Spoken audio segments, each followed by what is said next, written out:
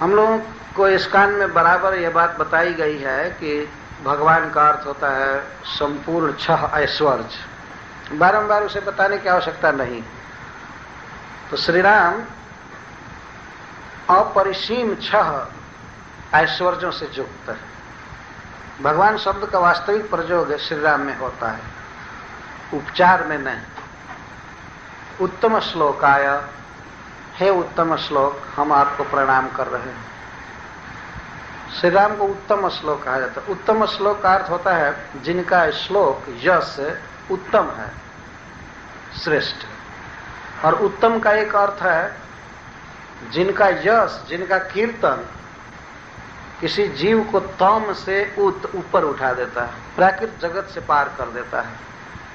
भगवान का यश ऐसा है, भगवान का नाम, रूप, गुण और उनकी लीला ऐसी है कि यदि कोई जीव सुनता है और कहता है पुण्य श्रवण कीर्तन, तो वह तमोगुण को अर्थात प्रकृति के राज्य को पार कर जाता है।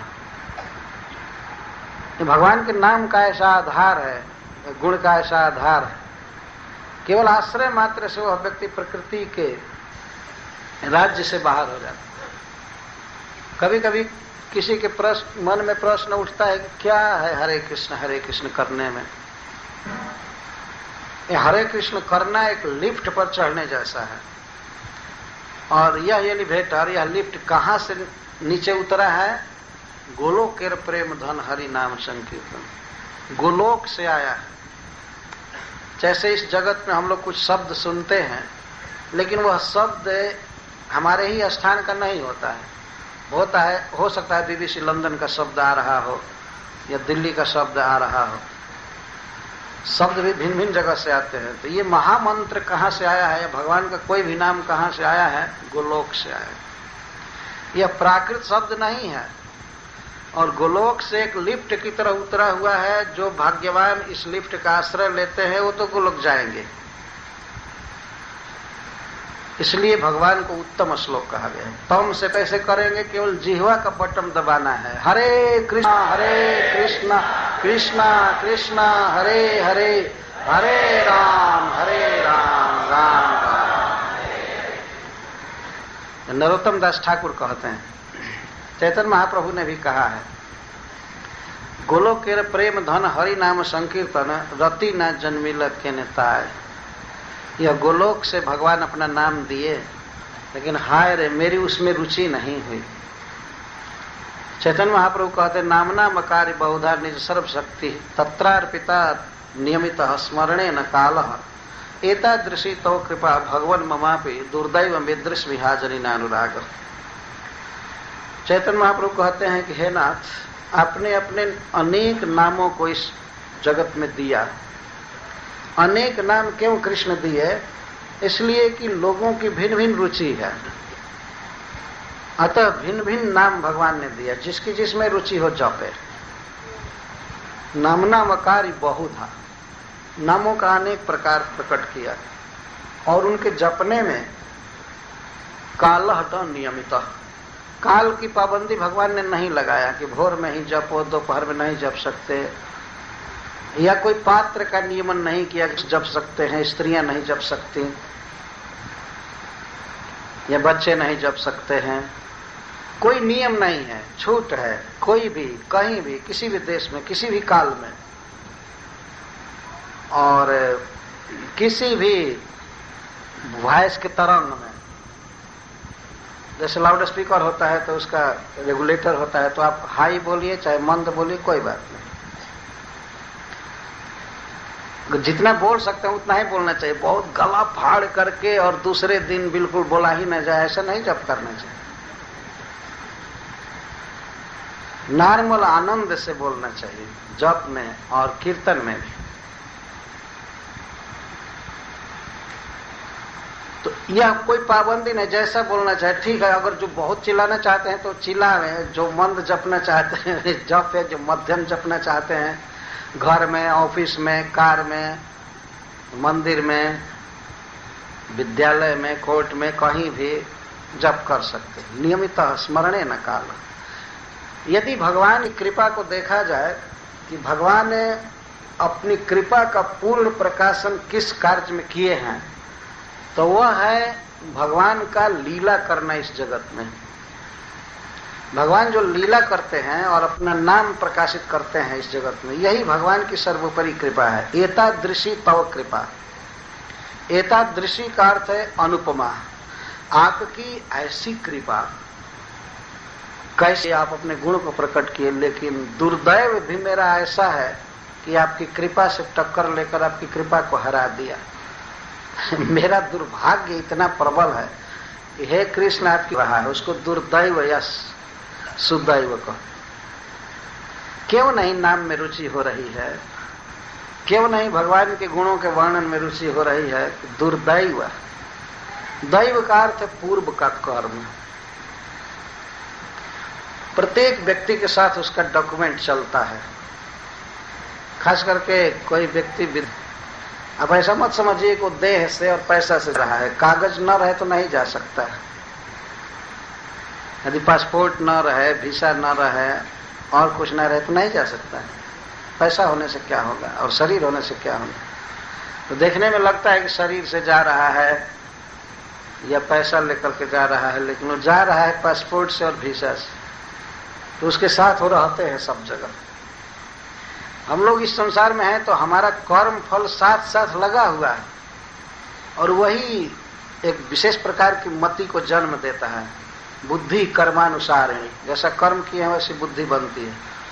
तो दुर्दैव हमारा ऐसा है कृष्ण, हमने पूर्व जन्म में या इस जन्म में ऐसा बुरा कर्म किया है कि आपके नाम को मेरा चित्त पसंद नहीं कर रहा है और दुनिया की सारी बातों को पसंद कर रहा है।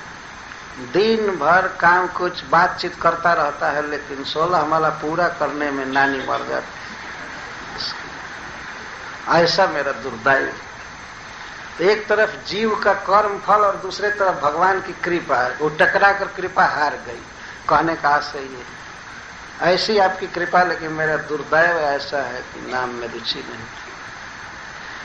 यदि नाम उच्चारण में किसी जीव की रुचि नहीं हुई तो उसके बहुत भयंकर पापों का एक परिणाम है।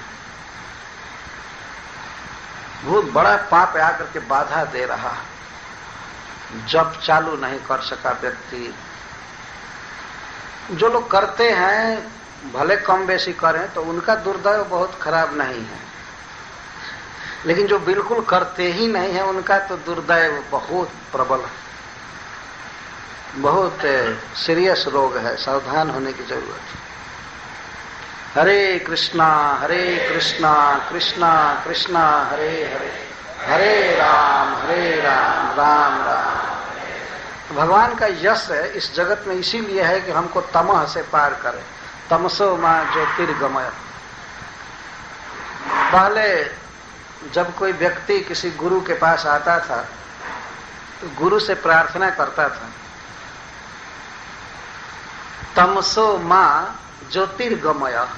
मां का अर्थ माम।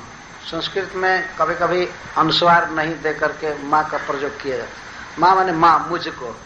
मां मुझको तमसः, तमह से, अज्ञान से, ज्योतिर्गमय, हमको ज्योति में डालिए हे गुरुदेव, हमको ज्ञान दीजिए, मैं घोर अज्ञान के अंधकार में। तमसो मां ज्योतिर्गमय, असतो मां सद्गमय। गमय का अर्थ है हमारा हाथ पकड़ करके, सहारा दे करके हमको असत से सत की ओर ले चलिए। इस तरह से प्रार्थना करता था शिष्य। तो इस संसार में किसी को तमोगुण से, अज्ञान से पार करने की अगर शक्ति किसी में है तो है भगवान की लीलाओं में। श्रवण और कीर्तन से जीव शुद्ध हो जाता है। पुण्य श्रवण कीर्तन, केवल सुनने से और बोलने से जीव की शुद्धि हो जाती है। तो भगवान को इसीलिए एक नाम दिया गया है उत्तम श्लोक। और दूसरा उत्तम श्लोक का अर्थ है उत्तमई श्लोक्यते इति उत्तम श्लोक। उत्तम लोग, ब्रह्मा जी, शिव जी, नारद जी, सनकादि, उत्तम लोग जिनका यश गाते हैं उनको उत्तम श्लोक कहते हैं। उत्तमई ब्रह्मा नारदादि भी श्लोक्यते स्तूयते इति स उत्तम श्लोक। उत्तम लोग भगवान का यश गाते हैं। संसार में आप देखिए जो सबसे बड़े बड़े लोग हैं वो सब भगवान के भक्त हैं, कृष्ण के भक्त हैं। और वे सब कृष्ण का जस गाते हैं, इसीलिए कृष्ण का नाम है उत्तम श्लोक। अथवा श्लोक का अर्थ है छंद, कविता। ये अर्थ हम लोग सब लोग जानते हैं। श्लोक, गीता का श्लोक, भागवत का श्लोक, तो उसका अर्थ होता है उत्तम उत्तम श्लोकों में जिनका जस गाया गया, जिनके विषय में उत्तम उत्तम श्लोक प्रसिद्ध हैं, वे हैं उत्तम श्लोक। किसी भी व्यक्ति का वर्णन इस संसार में किया गया है, लेकिन श्रेष्ठ श्लोकों में, वेद में, पुराण में, शास्त्र में और परमहंस महामुनियों के द्वारा यदि किसी की प्रशंसा हुई है तो भगवान की। भगवान के विषय में वास्तव में बहुत सुंदर सुंदर श्लोक, उतना सुंदर श्लोक और किसी के बारे में नहीं। मध्य युग के या उसके पहले के भी कालिदास आदि ने जो कविताएं लिखा है, बड़े बड़े संस्कृत के कवियों ने, तो अधिकांश कविता भगवान के विषय में है और बहुत उत्कृष्ट कविता। जो कविता की दृष्टि से देखिए तो कृष्ण कर्णामृत बहुत आगे है, गीत गोविंद बहुत आगे, भगवान के जस का वर्णन किया गया है। बड़े बड़े साहित्यकार विद्वान झूम जाते हैं उन श्लोकों को बोलने में, गाते हैं उत्तम श्लोक। गोपी गीत में गोपियों ने जो गाया है उसको गाने पर लगता है कि समाधि लग जाएगी। केवल गाने से यदि व्यक्ति अर्थ समझे तब तो कहना ही क्या। इस तरह से पर सहस्र कोटि कोटि श्लोक हैं कृष्ण के विषय में, उत्तम उत्तम, इसलिए कृष्ण को उत्तम श्लोक